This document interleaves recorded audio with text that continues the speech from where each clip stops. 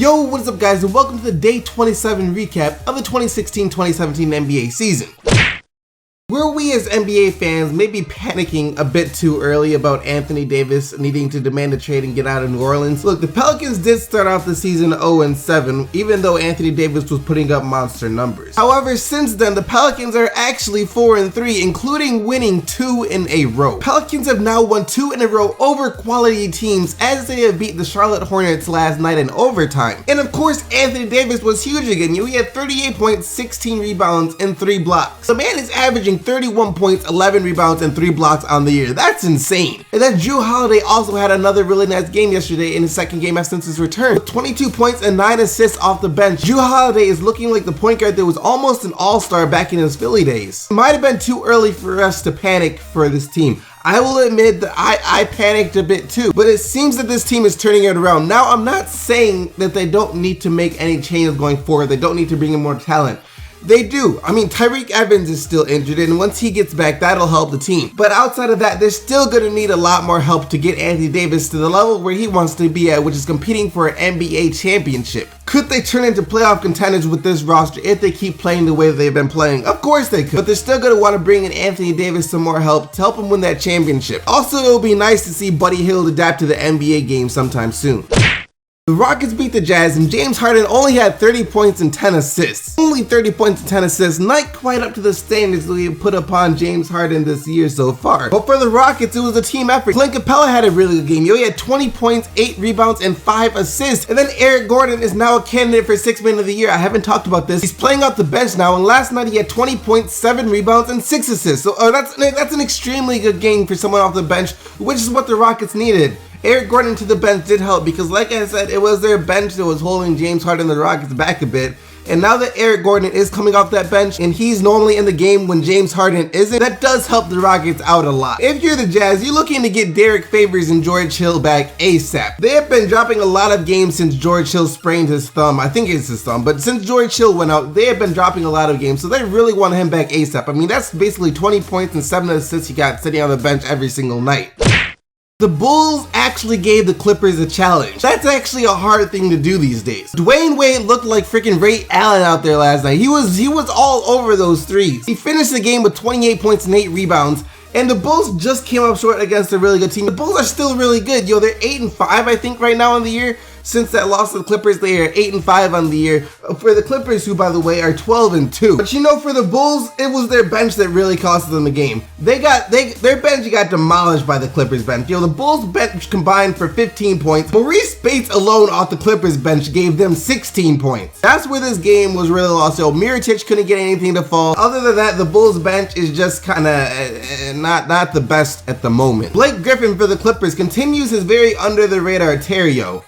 He had 23 points, 13 rebounds, and 5 assists. Anyone that says the Clippers need to trade Blake Griffin this year is insane. He is the main part of the reason why the Clippers are so hot right now. I mean, you look at him, he's basically like a second Chris Paul out there, except much bigger. He's making plays for the team, I mean, both for himself and for others. It's nice for Chris Paul and the point guard not to have to make every decision on the court. When you have someone like Blake Griffin that you can refer to if you're Chris Paul, that's such a nice luxury. It takes a lot of pressure off of you. Speaking of taking pressure off of you, both Al Horford and Jay Crowder returned to the Celtics last night and took a lot of pressure off the Boston Celtics. Al Horford was huge last night. He had 18 points and 11 rebounds and 5 assists and 3 blocks. And on that note, Pistons, why on earth are you running a play for Aaron Baines to tie the game with the second left? I can see if Aaron Baines was a scoring threat. If he was scoring, he didn't score the entire night. I get they took Andre Drummond out of the game because Boston could possibly just foul him right away, send him to the line, and if he misses both, that's basically game over. I would rather take my chances with Andre Drummond at the free throw line than Aaron Baines trying to make a shot to tie the game. Front court for the Pistons did work, the backcourt didn't do anything, the bench didn't do anything. Al Horford just had a really good game. He was the reason the Celtics won this game. He came back and he dominated. He made the layup with like a second left to put the Celtics up by 2. And then he came up with a big block on Aaron Baines at the end. So the Al Horford was huge. Yo, Wizards, you guys have to help out John Wall before it's too late. There is no reason that John Wall and Bradley Beal should each score 34 points and you guys still lose to the Miami Heat. That is inexcusable. Unlike the Miami Heat, who got contributions from everywhere. Deion Waiters, 16 points, 8 assists. Goran Dragic, 22.6 assists. Hassan Whiteside, 18 points, 18 rebounds. Contributions up and down the roster for the Miami Heat, and that's what got them the win. I never talked about the Miami Heat much in this video, but it was a nice team win for the Miami Heat last night over a struggling Wizards team.